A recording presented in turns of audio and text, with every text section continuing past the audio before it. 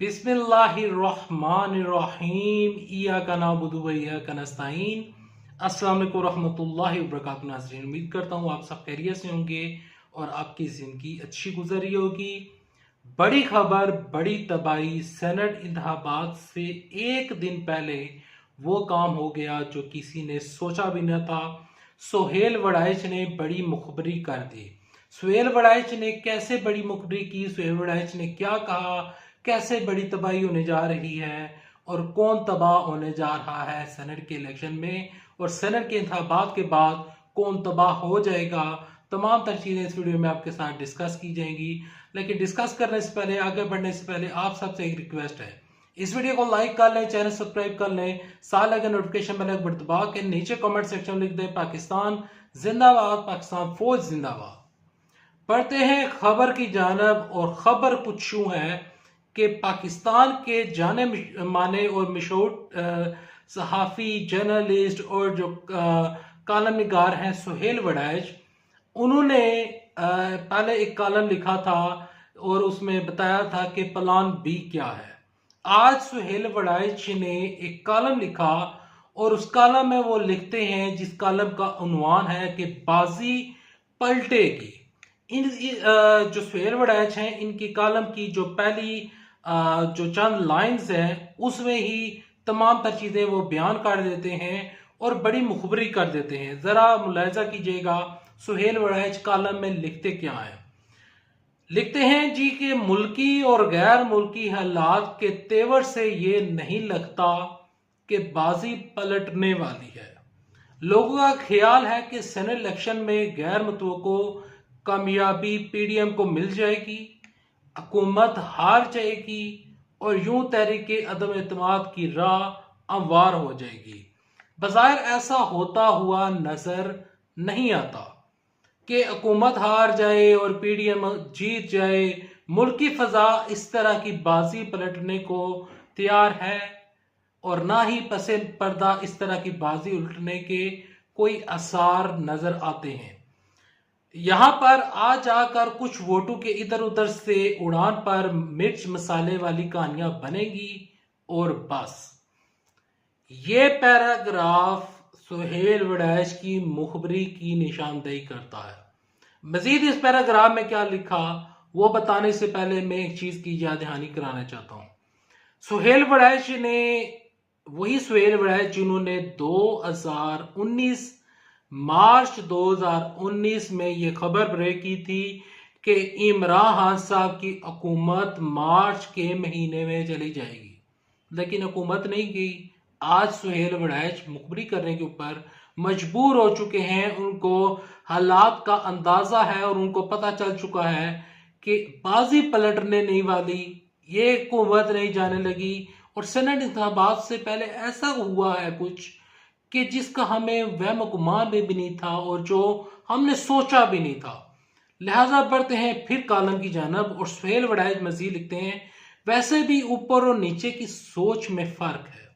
ऊपर सब कुछ ओके है और समझा जा रहा है कि हमारे और हुकूमत के फायदे और नुकसानात एक हैं। हमारी आपस की लड़ाई हो तो दोनों को नकाले तलाफी नुकसान पहुंचेगा। हुकूमत को कम नुकसान होगा और हमें ज्यादा नुकसान होगा। नीचे यहाँ पर सोहेल वड़ाइच का इशारा की जानब था, ये सोहेल वड़ाइच को क्लियर करना चाहिए, मैं किसी का नाम नहीं लूंगा। नीचे की सोच ये है कि हुकूमत की गलतियां हुकूमत के खाते में पड़नी चाहिए। अगर हुकूमत करकदगी खाने में नाकाम है तो इसका कोरब बाब बंद कर देना चाहिए। नीचे और ऊपर के दरमियान मुबासत के बाद अब अंदाजा ये है कि ये मामला गैर जानबदारी की तरफ बढ़ रहा है, मगर इस गैर जानबदारी में भी हुकूमत की जानबदारी पिनहा है, क्योंकि गैर जानबदारी के बावजूद इसे निकालना नहीं है और नहीं निकाला जा सकता। इसके 5 साल पूरे करवाने हैं, ना उसे निकालने की साजिश करनी है और ना ही इसे निकालने की कोशिश में मदद करनी है। गोया हुकूमत की हर सूरत में चलना है। तब्दीली अलबत्ता सिर्फ इस बात में है कि हर सियासी खेल में हुकूमत के साथ जुड़कर खड़े होने की पॉलिसी जारी नहीं रखनी, बल्कि सियासत से थोड़ा हटकर ही रहना है। सोहेल वड़ैच की एक किताब आई थी कि ये कंपनी नहीं चलेगी, उसमें उन्होंने बताया था और इशारा किया था कि इमरान खान साहब की कंपनी नहीं चलेगी। आज सोहेल वड़ैच कहते हैं कि यही कंपनी चलेगी। इस कंपनी का जो बाजी है वो पलटेगी नहीं।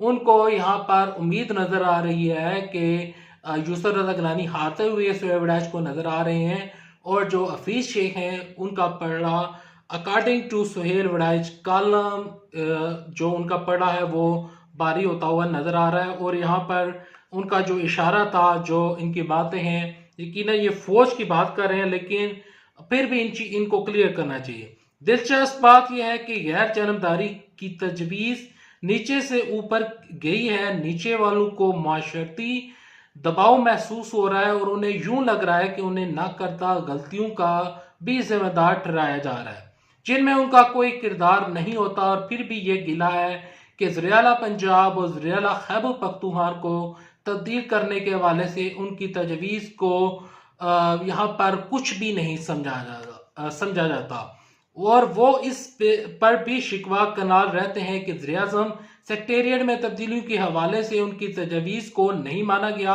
यहाँ पर वही सूरत हाल थी जिसमें नीचे वाले हर मीटिंग पे ये जोर डालते रहे कि हमें हुकूमत से थोड़ा फासला पैदा करना है।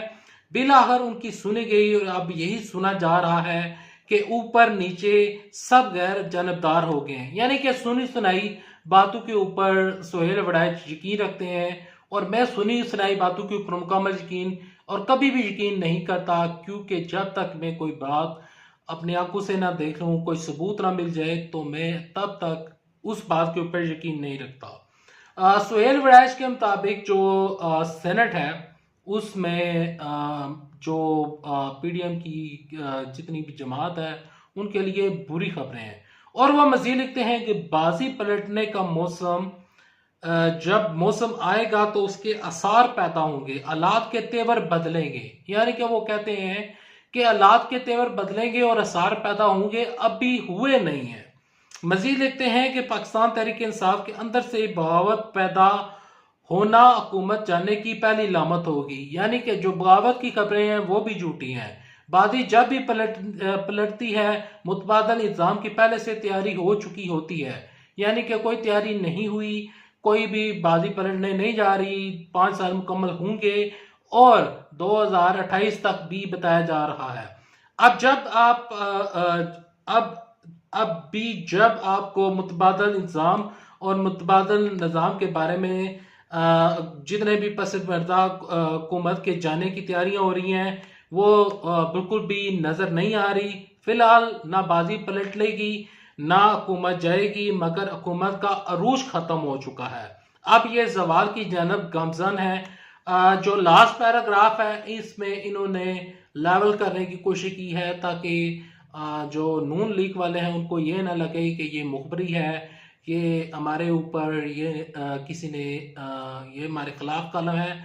तो लिहाजा वो लिखते हैं कि पहले 2.5 साल में हुकूमतें अपने अगले 2.5 साल की बुनियाद रखती हैं, मंसूबे बनाती हैं और फिर आखिरी 2.5 साल उन मंसूबे की तकमील का फल खाती है। मौजूदा हुकूमत ने ऐसी कोई मंसूबा बंदी नहीं की।